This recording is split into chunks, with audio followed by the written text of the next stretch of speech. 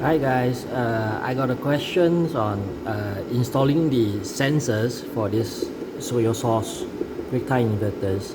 Where to install the sensors? I'm gonna explain this. Just sorry, ignore the messy cabling because many systems. Uh, the this is the master meter for all three of my grid tie inverters. So it's best to start from here. So the power from the grid tie inverter comes in and joins here. This is where the grid come in. The grid come in and it joins here. So it joins at this point. Then it comes out here. This is the ATES, which I have an alternate system, the off-grid systems. So now I'm on grid. So the power, AC power comes in here, this side, and joins here, which goes to my amp meter and hertz meter, and goes back into the house. This is where the house go. Okay, so the sensors actually I connect here. So it sends both for the grid tie inverters and from the off-grid inverters, which comes in, the power comes in from here, the other side, and goes straight through the ammeters, then goes back into the house, goes to the house.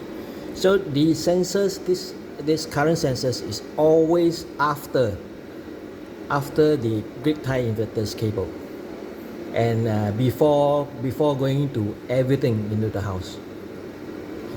The grid comes in here, the grid tie inverter joins, then goes to the sensor first, then goes into the house, goes back into the house. That's the connections. So to just get an update, master meter, because all these three inverters, now I modified it to the screen off. I could totally switch off the screen. This is to switch on the screen. Then this, because of using the screen doesn't last that long, it's not necessary to be let it on 24 hours a day. You automatically switch off after about 30 seconds. I think 30 seconds or 1 minute. But then it will have a hazy thing, and you have to change the screen again. So the best thing is totally switch it off. We have modified it. I have a video on this. But then the negative point is this total kilowatt meters doesn't work because it's switched off. So in order to at least have a rough track, I've installed the master meter. So just as simple. This is the mechanical type, which I like. There's nothing to spoil, no screen to spoil or anything, nothing, totally nothing. So that's why I installed this recently. You can see it's still nearly 300 kilowatts already. It's pretty easy thing to install. Now all three meters I have this switch on.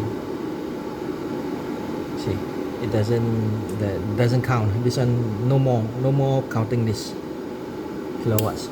But it does give me a good indicator on how this works. When I need it, I just switch it on.